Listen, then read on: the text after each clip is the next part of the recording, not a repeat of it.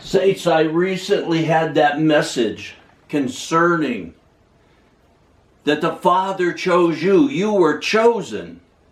God predestined you. And as I was preparing for something else to make this next video, this next message about something else, the Lord started opening this up even more to me, and I couldn't believe it. And I want to share this with you. And these things are so important. Like I said, I live in a wilderness area. I thank God that I can share these videos, but I just have so little people to get to. And I don't know how to do these things. Like I said, I don't even have a cell phone, but these things are so important. Subscribe and share it with others that we can share these things. And then you become the voice of that one crying in the wilderness to repent and prepare the way of the Lord. But I had that message previously concerning that we were chosen. And we saw in Ephesians 1, starting in, let's read 4 and 5. Just as He, the Father, just as He chose us in Him before the foundation of the world. Saints, we saw that the Father chose us in Him before the foundation of the world, that we should be holy and blameless before Him. And in verse 5, He predestined us. It means He predetermined that we would be His. He chose us. He predetermined. He predestined us to adoption as sons through the Lord. He did this. And as I said, all these things that the Lord is showing me come through where He told me the end times in the book of Revelation was to enter that small gate and stay on that narrow way, which is Christ Himself. And then those end times and these things would be this glorious revelation of the Son of God. And He showed me how those who enter the wide gate and are on the broad road to destruction, all they see is death and destruction. But there's glory in these end times. There's glory in the book of Revelation. And I told you that in Revelation chapter 5:1, that one who's sitting on the throne holding that scroll that's sealed up, it's the Father sitting on the throne. That scroll has our names. It's not the beginning of the tribulation that Christ is coming and going to start raining hell upon people. He rose up to pay the debt, to break the seals. Those were the ones chosen by the Father, but they've sinned and they need that debt paid. And that's what we see there. And in Ephesians, here in chapter 1, 4, and 5, we see where He chose us. And then I was reading something else. And look at this, saints. It's so important. Listen to these things. He chose us. And in Romans again, chapter 9, let's read where we didn't read because He opened this up more to me. Romans 9, starting in verse 18 then. So then, He has mercy on whom He desires. It's talking about God. It's talking about the Father. And Paul's saying, so then He has mercy on whom He desires. And listen here, saints. And He hardens whom He desires. This is in the Bible. You're taught like you're just going to decide to follow Christ, or you're going to become a Christian, or you're going to pick out a denomination or something. God chooses you, or it's religion. Religion is man trying to please God. God's not pleased with man. He's pleased in the finished work of His Son. And it says then, so then He has mercy on whom He desires. And also it says He hardens whom He desires. You will say to me then, why does He still find fault? For who resists His will? If He does this, if He chose us, who finds fault? I told you that He chose you. Your choice is, are you going to follow Him? Are you going to walk with Him? Are you going to build upon the kingdom of heaven? Or are you just going to take that free gift, enjoy the world, and then see what's in heaven, if anything, for you when you get there? Your choice is what you do with that eternal life He gave you. You will say to me then, why does He still find fault? For who resists His will? On the contrary, listen here, saints, on the contrary, who are you, O man, who answers back to God? The thing molded will not say to the molder, Why did you make me like this, will it? It's God's choice. He's got vessels. He's making them for what he wants. And he chose us, and you should be so honored, so humbled, so broken down, so ready to lay down your life to be crucified with Christ. Verse 21, or does not the potter have a right over the clay to make from the same lump? Listen, doesn't God have a right to make over the clay over these human beings from the same lump? One for honorable use and another for common use. God chooses, God decides. And look at verse 22. What if God, although willing to demonstrate his wrath and to make his power known, endured with much patience vessels of wrath? You can't tell God what to do, and he has chosen you.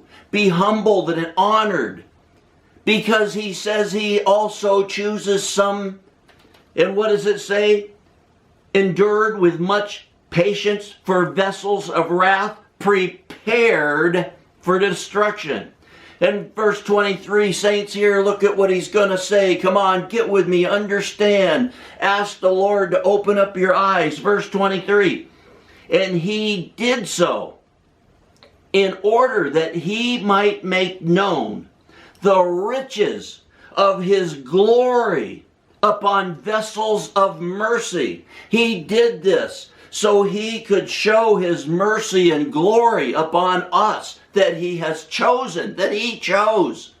Not us, he chose us. You couldn't find an invisible, unknowable, unsearchable God. He has to reveal himself to you. He chose you, and he's revealing himself to you. But look what it says next, saints, and I got to go through this whole verse again. And he did so in order that he might make known the riches of his glory upon vessels of mercy, those he shows mercy to. Listen, which he prepared beforehand for glory. He prepared beforehand. Again, he chose us. He chose these vessels of mercy. If you know him and you walk with him, you were chosen. The Father has chosen you for a vessel of mercy that he might show his glory to. And then this all started because I was looking in Matthew chapter 20 about this landowner who is sending people into the field to work. I can't go over this whole thing now, but I'm going to start with just telling you, you know the parable. It's the parable where he goes out and sends people into the field to work. Some early in the morning, some later in the morning, some at noon, some 2 in the afternoon, some 3 in the afternoon, some at the last hour. And he tells them all, I'll give you a denarius. He tells the first one, I'll give you a denarius. I'll give you this certain amount of pay if you'll work in the field all day. And so they happily go out to work for that. And others are coming in later and later and later, until you get down to the ones that just come in at the last hour. And at the end of the day, when they're about to get paid, the ones that have been working all day certainly think, well, we're certainly going to get a bigger pay. There's going to be more for us. But when he starts paying out, and let's look at start with verse 8, Matthew 20, verse 8. And when the evening had come, the owner of the vineyard said to his foreman, call the laborers and pay them their wages, beginning with the last group to the first. So he goes to pay the ones that started in the last hour. He says, pay them first. And he gives them their denarius, their pay. And as he's getting closer to the ones that been there all day, they're saying, hey, wait, we're going to get a lot more. Man, he gave them that same thing he promised us. We've been here all day. And in verse 9, and when those hired about the 11th hour came, each of them received a denarius. And when those hired first, they thought that they would receive more. And they also received each one denarius. And when they received it, they grumbled at the landowner, saying, these last men who have worked only an hour and you have made them equal to us, who have borne the burden and the scorching heat all day long.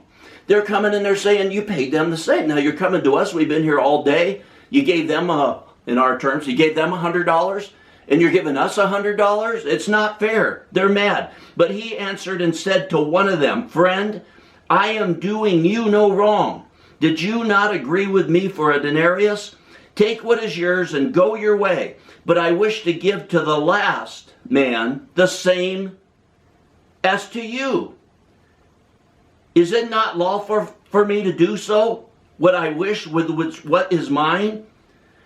Or is your eye envious because I am generous? Thus the last shall be first, and the first shall be last. Is God saying no matter, there's Christians that maybe they went right into the field and they've been working for God for 40 years, and they've been serving God with all their heart, that they're going to get the same reward if somebody comes along and says, yeah, I became a Christian 40 years ago, but I didn't care. I mean, I'm just glad to be saved. I don't even want to hear about it. And then just before the rapture or the tribulation or they die, they say, oh, let me put in an hour here. Let me put in a couple days. I better do something for God. And they get the same reward. It has nothing to do with that.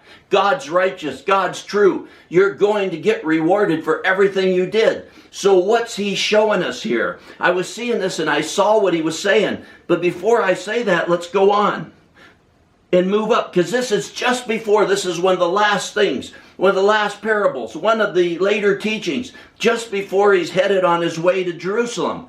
So why is he bringing this up here? In the same chapter, Matthew 20, let's go to verse 21 first. This woman is asked that her two sons can sit on his right and left side. And in verse 21, and he said to her, what do you wish? And she said to him, command that in your kingdom these two sons of mine may sit, one on your right and one on your left. But Yeshua, Jesus, answered and said to her, you do not know what you are asking for. Are you able to drink the cup that I am about to drink? And they, these two sons of hers, they said to him, we're able, we can do it. Yeah, we got it right. We can make our way there. We'll drink the same thing like it's up to them. We'll sit right there next to you. We'll pay the highest price. That's what it would seem like. Maybe you do have a choice to do that. You can work yourself to that place. But look what he said in verse 23. He said to them, my cup you shall drink. If you're his and you're chosen by the Father, you will drink of that cup to some extent. But to sit on my right and my left, this is not mine to give. He said, to your position in the kingdom of God, it's not mine to give. Listen what he's saying here, saints. This amazed me. It's another revelation today. I couldn't believe it. He says, but to sit on my right and on my left, this is not mine to give. Listen, but it is for those for whom it has been prepared by my Father.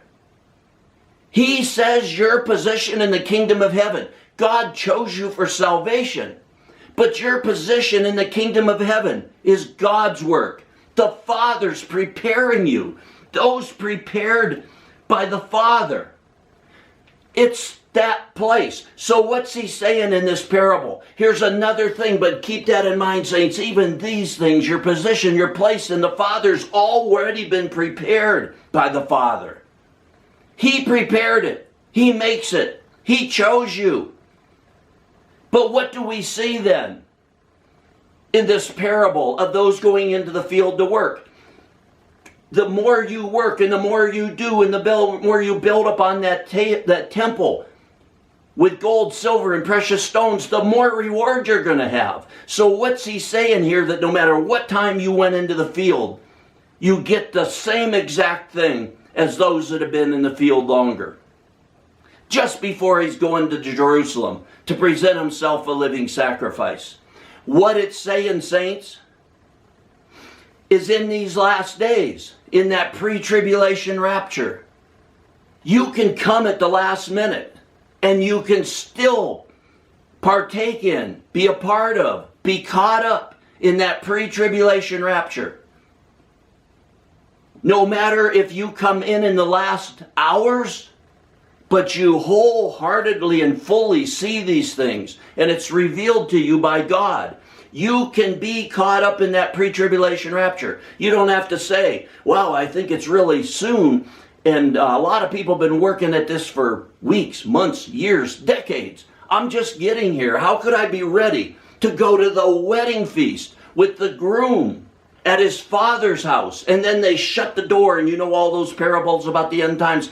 Then the door is shut and nobody else can get in. It's not those went to heaven and all the others go to hell. They went to the wedding feast. You can come to the wedding feast, whether it's the last hour. That's what I'm telling you, saints. That's what he showed me today. This is the last days. And you can say, oh, I just found out. I'm coming to the field late. Pour your heart out to him. Be crucified with Christ. Give this life up. Give this religion where you think you can please God by religious services. Give that attitude up. I'm not telling you can't go to your church. Go there for fellowship. Go there whatever you want. But don't make it religion. Serve the living God. Lay down your life. Be crucified with Christ. And you too can be caught up in the pre-tribulation rapture. Even in the last hours as you enter the field. Because he saw him there and he said, why aren't you working? And the man said, nobody asked me to go to work. You might be sitting here and hearing this. Maybe the pre-tribulation rapture is going to be in a week. And you say, well, nobody told me. I didn't know. No, I never even heard about this pre-tribulation first fruits rapture of those going to the wedding feast before the marriage supper. I never heard of it. Now there's so little time left.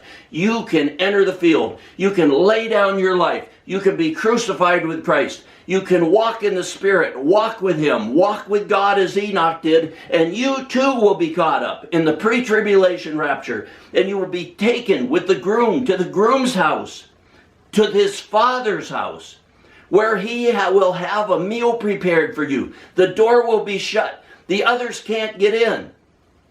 It's not that they're going to hell or lost their salvation.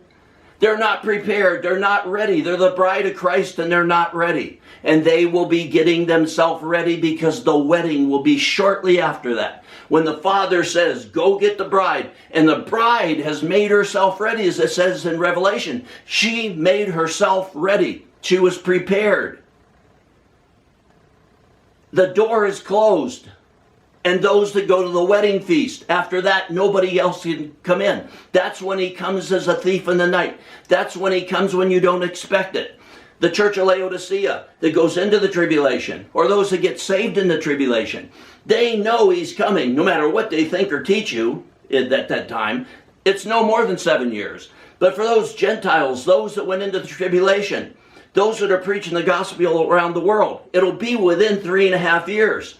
So you know you don't got much time. The world is falling apart around you. And you can and will be prepared, dressed, and ready for the marriage supper, which is the marriage. But he will take his friends first.